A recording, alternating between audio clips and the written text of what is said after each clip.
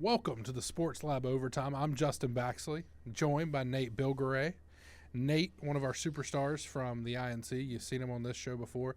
You've also seen him on the Sports Lab right after Kevin Winter here on WRUF. We're getting you ready for Sports Scene, followed by Kevin Winter in the Sports Lab, and then Sports Lab with two of our superstars from over there in the INC. And then Tailgate will take you home on your drive.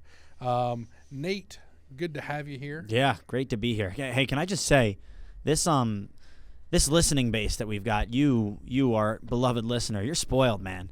12 to 6, live and local. That's new. That was not a thing before Kevin Winter came to town and before Justin came to town. So thank these new guys for really taking the station and propping it up. Yeah, we're launching the new Twigs Overtime this Thursday between Tailgate and Gator Talk with Shamar Woods, another new comer to the INC, another colleague of mine. And then we've got Sports Lab Overtime. So, pretty much every day now you're getting about 6.5 to 7 hours of local content, which is just phenomenal. Awesome. And especially because we have enough to talk about, right? There's so much to talk about, especially the discourse surrounding this football team right now. I mean, it's funny. I think so my girlfriend hates when I wrinkle my forehead, and my forehead is pretty smooth right now because I wasn't wrinkling it while watching the Gators play football this week over the bye, screaming at my TV. But we've been separated from Gators football because of the bye week, so there's so much to talk about, especially surrounding DJ, Billy, state of the program, 1 and 3. I mean, list goes on and on, Justin. Yeah, I had a buddy of mine tell me that he's a Gators fan. He said this week was his scout week. He was scouting coaches that he likes. I mean, that's not where I thought that was going. Which tells you where this fan base is currently. Like, they're already lining up their wish list, and there's a lot of wish lists out there. Lane Kiffin and Dan Lanning are at the top of the list. And look, the argument is for Dan Lanning is you call him and make him say no, and he probably will. But you got to call and ask. You call and ask. You check in on him. I mean, he's a good enough coach. You got to ask. Yeah. And then it's Lane Kiffin, and then it's the Marcus Freemans and the Brett Keys and the Kirk Signettis and the Eli. There's just so many names. So many. But at certain points, you got to start asking which one would want this job. Not to say it's not a great job. It's a great job.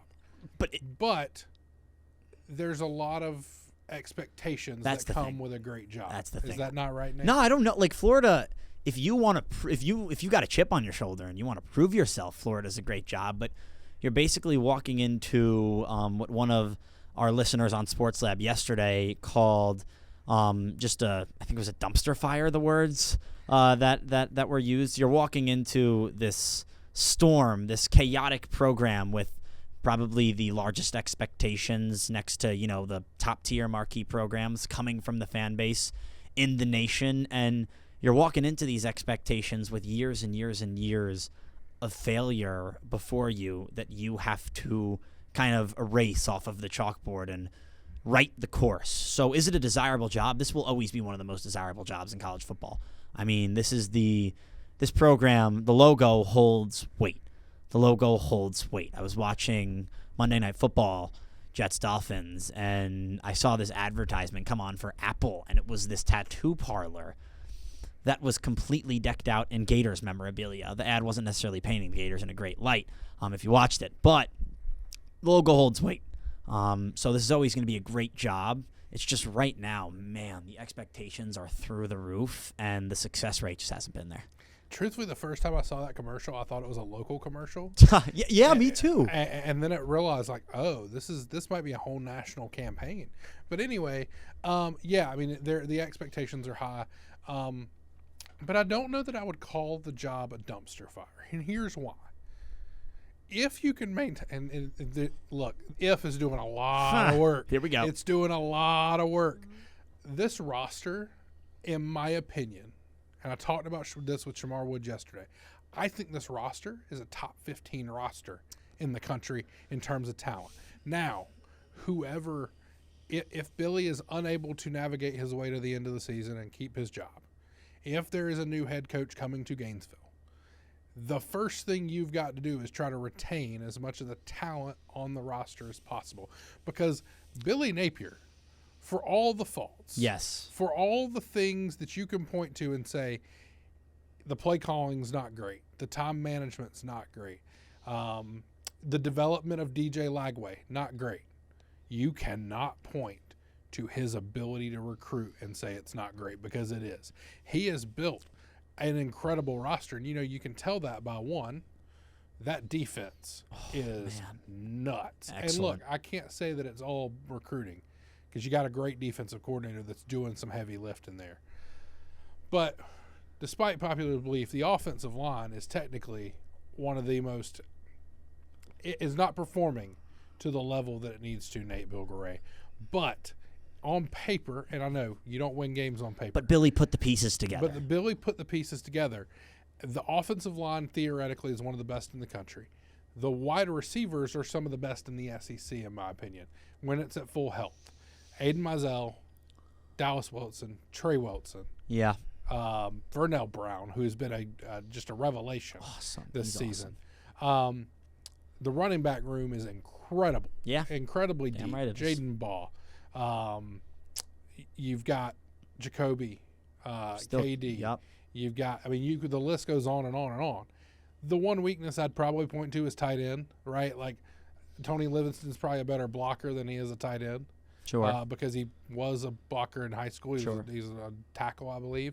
And then Hayden he's okay. He's not a fast tight end. He's a really solid possession tight end.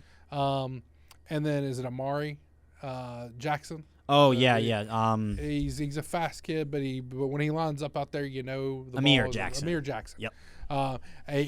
He's getting it's a passing play. So you give up a lot because of your scheme, because if he steps on the field, it's a pass play, and because he struggles with the blocking aspect. Yeah. But outside of the tight end room, there really isn't a whole lot of weaknesses in what they've built on the roster. DJ Lagway, number one quarterback recruit, right, or one of. He jumped Raiola at the end. Yeah, jumped Raiola at the end. Tremel Jones is a solid, is it 4 or 5 star? He's right on the cusp, in my opinion, but solid 4-star. I have a hard time believing there's very many jobs that are going to come open in the next 3 to 4 years that have the talent level that this roster has, Nate. True, and in this day and age of college football, because I'm not going to say that all these guys are just going to walk. If you bring in the right replacement, if it's a guy like Lane Kiffin who is, has that championship pedigree, I think he can keep all of that talent and, run with it. But all of that recruiting, Billy Napier is known for his ability to recruit. That's what he was brought in to do, put together a talented roster. But everything that you just laid out speaks to why this job is so desirable. Yes, Billy Napier's great at recruiting, but again, when you are attached to the Florida Gators logo, when you are attached to Tim Tebow, when you're attached to Urban Meyer, Steve Spurrier, Danny Werfel, all of these legends, 3 national championships, and I know I'm living in the past right now. That's us Gator fans. We got to do what we got to do in these tough times, but it's so easy to recruit at the University of Florida that, going back to the landscape of modern college football, even if you lose all these guys, let's say, I don't think VB3 is walking because he's a third legacy Gator, but let's say Dallas walks.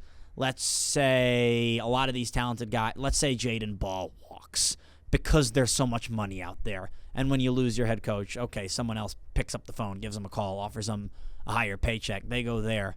I don't think it would be really all that difficult to rebuild this roster, especially for a guy like Lane Kiffin, who recruits know exactly what they're getting with. And, Billy Napier put together a great recruiting class the past 3 seasons, Justin. In fact, he out-recruited Lane Kiffin for 3 of the past 3 seasons. But is that because Billy's a better recruiter or because he's attached to the logo? Some of it's the logo, right? But I also think it's the location.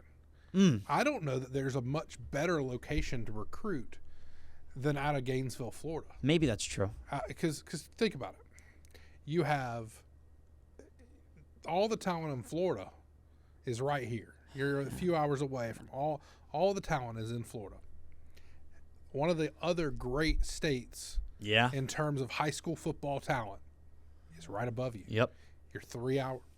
I'm about an hour and a half from South Georgia, somewhere in there. 2 hours. It's not bad. It's not bad. You are within about 4 to 5 hours of every hot recruiting bed in Georgia and Florida. Even Miami, when you think about it, Miami's got to travel up to places. This is all around you. You are in the middle of a hotbed. Plus, you go up to Georgia, you're in the hotbed. You don't have much better luck in terms of where you can recruit. That's a great point. If you just recruited the state of Florida and the state of Georgia, I genuinely believe if you just put your efforts into those two states, you could bring home a top 10 class every year. And even with that, you can still go out there and get other recruits. DJ Lagway's from Texas. There are some big-time schools in Texas. You got the Longhorns. You got A&M. Doesn't matter. Billy Napier and the Florida Gators went out there and grabbed him from super competitive programs. So, yeah, the location's there. You got Georgia, 2 hours-ish north. You got all of Florida's talent pool to recruit from. You're going to have pull in both of those areas because of the logo. And then, again, because of the logo, you can go to other states like Texas and get a recruit like DJ Lagway. So you have all this. It's this. I mean, the talent pool is deep surrounding Gainesville location-wise, but you're not strapped to Florida. You're not strapped to Georgia. You can go out there and get anyone you want, really. Well, I mean, if you go back and look at the recruiting classes, and I'm going to use Georgia as an example. Okay. Kirby Smart, when he came into that job, he said, my number one role right now is a recruiter, and he's a great recruiter. He said, I want to lock down the state of Georgia as much as I possibly can. I want to retain as much talent in this state as I possibly can. And that changed a ton of how they recruited, and they were able to land all those wonderful 5 stars. They supplemented it because of the brand. They supplemented it with top recruits from around the country. But their base roster is very Georgia-based. Yeah. The same thing is true at the University of Florida. Absolutely. You have the ability to say, I'm not going to let very many of the top kids go out of state or to Florida State or to Miami. And you just say, I'm trying to lock down the top guys in this state. We'll do a good job of recruiting some South Georgia. And then I'm going to supplement with guys like DJ Lagway. And because you can build a base roster of 4 stars and 5 stars in this little pocket of the country, it allows you then to be very selective on the ones you go out and recruit around the country. When you're Lane Kiffin, there's maybe 1 or 2 guys in the state of Mississippi that are probably in the top 250, right? Yeah. Which means he's instead of being able to, when he goes out of state, he's got to go out of state a lot and recruit all over, which means he's spending hours in travel and all that. Yeah, there's this one video of Lane. He's driving a Lambo. He's got a recruit in the passenger seat. He looks at him and goes, welcome to the SIP, because he's not from Mississippi. You got to go out of state. And so, Nate, that's one of those things where, like, when you look at it for Billy, when he locks in on a guy like DJ Lagway, he can go spend hours on that recruit. Like, he doesn't have to spend all day jumping around to various recruits. Because he's locking down the state of Florida, because he's able to lock down the talent in this area, you can spend a little bit more time on being very selective on which guys you supplement with. You can target the really high-end 5-star guys.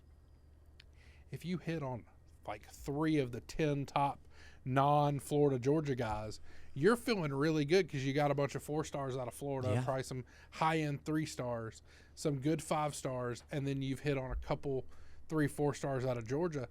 All of a sudden, you go get a kid out of Texas, you get a kid out of New York, you get a couple kids out of California, and next thing you know, your recruiting class is a top 10 recruiting class in the country. Which it was. It was 7 this year for Billy. And don't forget, obviously you have the whole state of Florida, you have Georgia.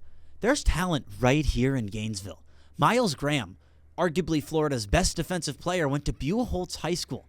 That's a 10-minute drive from Steve Spurrier Field, Ben Hill Griffin Stadium. There's talent right here in Gainesville, and you essentially have first dibs on all that talent. When you look at the best players from Buellholz, like Miles Graham, they're going to default to the University of Florida first, because growing up here in Gainesville, they're Florida fans, At heart, they're Florida fans, so you got that talent right here. That's another leg up. And, I just want to go back to, like, the in-state recruiting and locking down the guys in Florida. There was this seed that planted in my brain for a second there, just a thought. maybe the Gators are going to start to lose that in-state pull if the team continues to lose. Because you look at a school like Miami, Mario Cristobal, they're taking the jump, undefeated, one of the best teams in the country. You could argue that maybe right now Miami has more pull in the state of Florida when it comes to recruiting than the Gators. FSU, I won't say the same, but still a good football program that is on the rise despite that loss to Virginia under Mike Norvell. But then I kind of circled back to the logo and this school and this university and the identity that makes up the Gator brand. No matter how far removed you get from success, no matter how far away you are from 2007, from Tim Tebow, from national championships, I think this brand has done its job, and there are always going to be kids who want to be a Florida Gator, just simply because this is the University of Florida. And again, I know I'm living in the past a little bit, but isn't that the staple here in Gainesville? Isn't that you look inside the stadium, there's the accolades, they're not recent, but you look at the walls, SEC championships from the 90s, early 2000s, lined up on the walls of the stadium. And even though it's pre-2000s, that means something, Justin. Nate, we're getting you ready for sports scene, but Nate, you're right on. Look, I chose this job. I had other potential things out there. Damn right you did. You're a catch. I had other opportunities, right? But the brand, the logo, brought me here. It was one of the many things I looked at when I was selecting a job. The opportunity to be a Florida Gator meant something to me. And that's saying a lot because you grew up a Georgia fan. Yeah, correct. Yeah, no, you're that's not saying wrong. A lot. The pull is there. You look at so I decided to pull up the recruiting rankings. Okay. All three of the Florida schools finished in the top 20 this past year. Wow. Florida State 19, Miami 14, Florida 7, or around about in the composite score on 247. But I want to run you through. It's 27 names, so I'm going to get through it quick. Oh, wow. I won't go through all 27. I'll probably just the get big boys. The top 15. Number 1, Verdell Brown, Orlando, Florida. Ben Hanks, Miami, Florida. Dallas Wilson, Tampa, Florida. Jaden Woods from Kansas. Drake Stubbs, Florida. TJ Dice, Fairburn, Georgia. Lagonza Hayward, Lyons, Georgia. Jalen Wiggins, Tallahassee. Joseph, I'm going to butcher his last name, from Loganville, Georgia. Ty Jackson from Loxahatchee, Florida. Duke Clark, Tampa, Florida. Javari Flowers, Miami, Florida. Wow. Miles Johnson, Bruton, Alabama. Tremel Jones, Jacksonville, Florida. Deshaun Montgomery, Miami, Florida. Byron Lewis, Plantation, Florida. And then you get down in there and there's some more where, again, you start seeing the Mississippis. But to my point, how many names did I just name from Georgia and Florida out of that list? There was only one or two outside of those two right? There were states. only two. The amount of recruits, and that's the number 7 class, and that's pretty much all Georgia and Florida kids. That should tell you everything you need to know about why this job, regardless of who is what their record is right now, where they're headed, why this job will always be desirable, because you get an opportunity to recruit in a hotbed. Because here's the other truth about it, Nate. When Dan Mullen left, what were the recruiting classes like? That's been the biggest knock against Dan Mullen. It wasn't that he wasn't winning football games. It was that he wasn't recruiting well, like right? Recruit. And so when you look at it in that way, like, the argument can be made, like, you have a bunch of 30, 40 level classes, right? Well, why would a coach want it then? You're telling me now, when this team is 7-5, what was it? Was it the year before? It was around that level, It was right? 5 and 7, then 7 and 5. 5 and 7, 7 and 5. Making the jump. And yet, you've got kids signing up to come play here. I know. And not just anyone. Dallas Wilson signed his letter of intent to go to Oregon. I am sure there was a lot of money that was going to be streamlined into his bank account with Phil Knight, Nike, back in Oregon, and he was ready to go out to the West Coast. Instead, the Florida Gators pick up the phone, send a text message, get DJ Lagway on the line, and all of a sudden he tears up his letter of intent and says, I want to be a Florida Gator. That's pull. That's pull right there, Justin. That's pull. And again, not to take anything away from Billy Napier on that. No, he's a great recruiter. A great recruiter. Montrell came from the Raging Cajuns with him. So he had talent over there. Well, and that's something I was talking to Rob Russo earlier, and we were talking about how good of a coach Billy was over there. He only lost like 3 games, right? And everybody will point to, well, it's just the Sun Belt. Sun Belt's not a terrible conference, 1, but 2, it speaks to something. When you can recruit at the level at which Billy can recruit for that level of football, you're going to beat everybody over the head with a stick because you've got the best talent. It's true. But when you come to a school like Florida, I said they were what? They were the best in Florida in terms of recruiting. Yeah, right? they were 7 in the nation. They were 7 in the nation. 7. But they were 4. But let me just throw it out there of who they've got to now go against in the SEC that were ranked above them. Texas was 1, Georgia was 2, Alabama was 3. So even though they were 7th in the country, they were 4th in their own conference, which is crazy to think about. But so when you think about that, like, then it becomes an issue of, all right, our talent has grown to the level of one of the top 10 or 15 programs in the country, which means our now, but the problem is all of our big rivals are also in that top same level. So then it comes down to execution. Coaching, the fundamentals, the intangible that ain't things. There right now. And I think that's where it starts to fall apart for you, right, Nate? Yeah. I was talking about it yesterday on the Sports Lab with my good buddy and fellow superstar of the INC, Michael Tubbs. Mega superstar. Love that guy. But I was talking to him about what Josh Pate used to describe the Gators on his podcast, because he visits all the championship caliber programs. He gets a tour behind the scenes. Pate State. He's been to Georgia. He goes to Texas. Baby. Yeah, exactly. He's been to all of them. He came to the University of Florida. He watched Billy Napier run his program. He watched Billy Napier run practice. He saw how these guys were eating and living outside of the gym. And he said that Florida is run as though it were a championship caliber program. When I come to Florida, it's like I'm at Alabama or Georgia. This is as top-notch as it gets. But then you go to the execution that you were talking about. You go to Billy Napier not calling a timeout with a minute left in the USF game, essentially waving the white flag. You talk about the penalties, Hanijah Harris, his holding penalty on Jaden Ball's 87-yard touchdown against LSU. There's so many mistakes in game that what Pate said, it really resonated with me. It's like you go to the grocery store for Thanksgiving dinner and you get all the right materials. You get the best turkey in the store. You get excellent stuffing. You've got it all. You've got your gravy. You are ready to roll. And then you get to the kitchen and you don't know how to cook, and there's no cookbook to tell you how to do it. The Gators have all the pieces, but the execution isn't there. And that's why, I want to defend Billy Napier, because he did such a great job recruiting, and he's a great guy. He cares about his players, arguably more than he cares about winning football games. You look at DJ Lagway throwing 5 interceptions, didn't see the bench once. But that's where it gets hard to defend Billy Napier, because everything else is right. So if everything else is right, Justin, yet the result is still so wrong, where does the blame fall if not the head coach? Yeah, I mean, it's tough, because I think you're right. Probably one of the best people in all of college football. He's amazing. Billy Napier may be one of the best people in all of college football. But sometimes the best people don't win football games. It's true.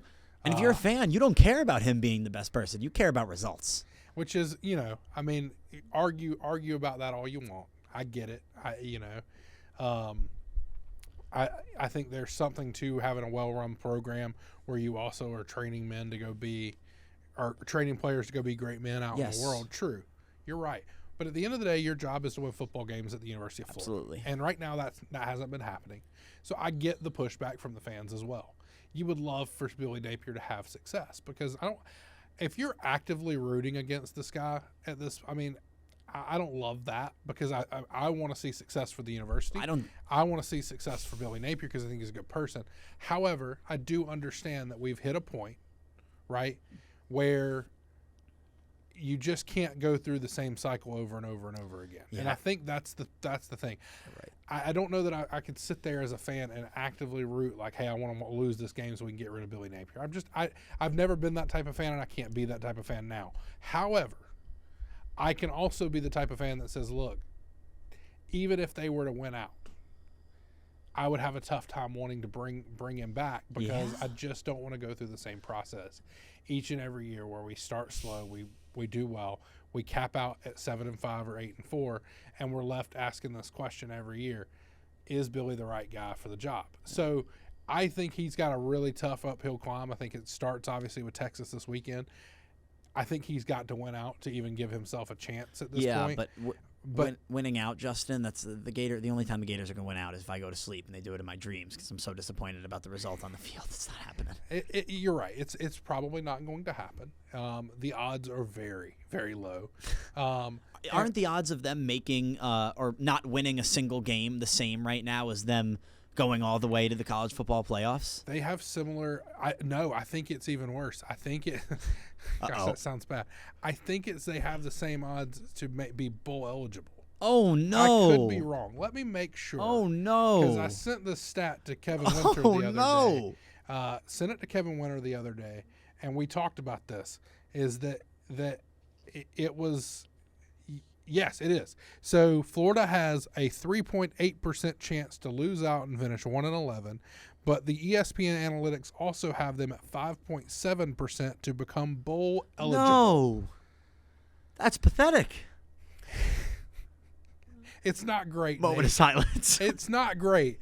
So yeah, I mean, I think we've hit that point, right? And so now we do turn to what would life look like after, and I think we've done a lot of digging into that today. Is why this job is still going to be a top job in the country, why the talent is as good as any job in the country, why whoever comes in is going to have a hard time, even if they maintain the level of recruiting. You've got to bring the execution along, and I love that you brought up Josh Pate. That's something I've talked about before. I've heard that same little analogy that he gave, and I it's thought so true. It's so good.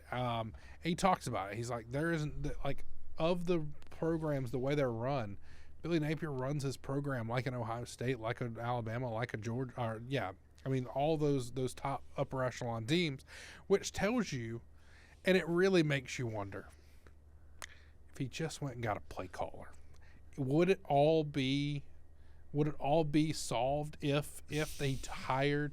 Because here's the thing, Ryan Day still hasn't been able to beat Michigan. That's a different story. But Ryan Day is one of those guys that has done really well, but couldn't get over the hump. He couldn't go win playoff games. He couldn't go win a national championship. Seems to have built a really great program, though, right? Like, he recruits well. He does all those things. But he couldn't get over the hump, couldn't win the right games. He couldn't win the game. He went and hired Chip Kelly, who, offensive minds-wise, might be in the top 10 of the last 20 years. I mean, Chip Kelly is that good. He went and hired him, and they won a national championship. And so, Nate, you have to start wondering, with the amount of talent and the way that he did, in fact, hit correctly on the defensive coordinator on that side of the ball, right? He got the right defensive guy in there. He did. If he could have hired a Chip Kelly-level offensive coordinator, offensive mind, wonder how big a difference this season was.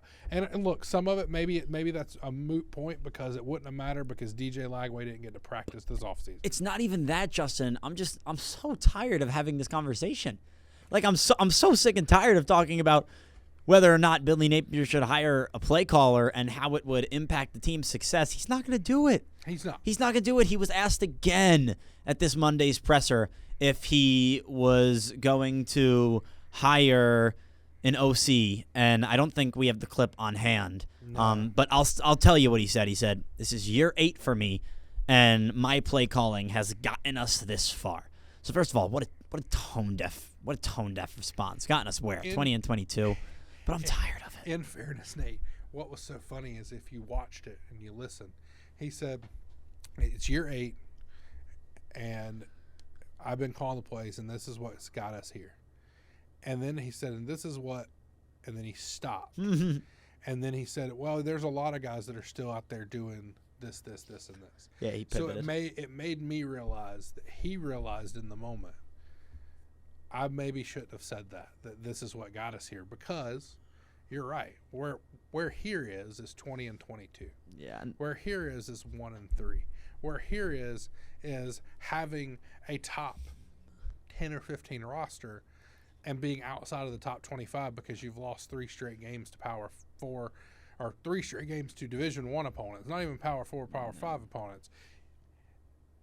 And you've also lost in the swamp to USF. That's you start looking back at some of the other stuff of how we got here. He lost to Sam Pittman, who just lost his job in the swamp. Yeah, you did. He lost to Kentucky multiple times. He lost to Georgia multiple times. And look, I'm not piling on that, but I'm just throwing it out there. These are just the facts. You're just saying what's happened. You also throw in you'd win a game like Utah and then turn around and lose to Kentucky. Man, you'd win a game like Ole Miss, or you'd get blown out by Texas A&M and Georgia and then Texas, and then all of a sudden, when it looks like everything's over, you reel off wins against LSU, Ole Miss.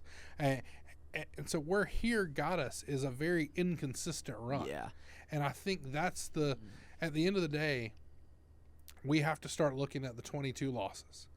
And some of those losses are about as bad as a coach has ever had here at the University of Florida. I mean, no coach had ever lost to certain teams in the swamp. No team had ever done this, and no team. When you start piling up those accolades, and not the good kind, is when you have to start questioning where here is.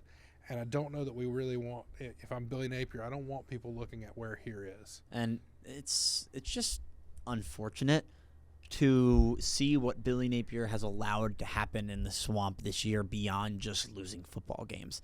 I remember after that USF game, I was just sitting at home scrolling on my phone, depressed, still kind of digesting what just happened, maybe not fully in it.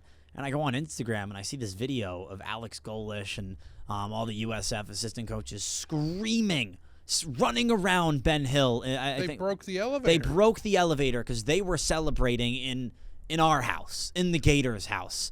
And I just watched that video and I'm like, man, like we just went from a national championship in basketball to this. Like the University of Florida is letting the Bulls run rampant in their swamp and break elevators. That's not acceptable here in Gainesville. And it's funny. I was just thinking about my time here as a student because I'm a senior. This is my 4th year.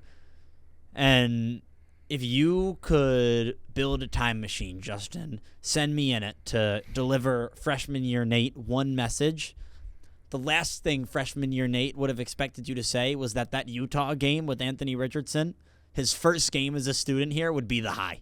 That was the peak. That was the best game I watched in the swamp. That was the best win the Gators had. Numbers-wise, Utah was 7, I think, coming into that game. That was the best win Billy Napier had in the swamp, his first one. From there, it was all downhill. I think the broken elevator might be a microcosm for what Florida fans have experienced over the last, I would say, year. You started to feel like this program was being elevated. Like you were fixing to go to the top, the penthouse of college football. Like we were traveling to the penthouse of college football on a magical elevator like it was Willy Wonka in the Chocolate Factory. And it was almost like we got to a certain level where we got the recruiting right. It's the same thing that Josh Pate said. You've got the ingredients.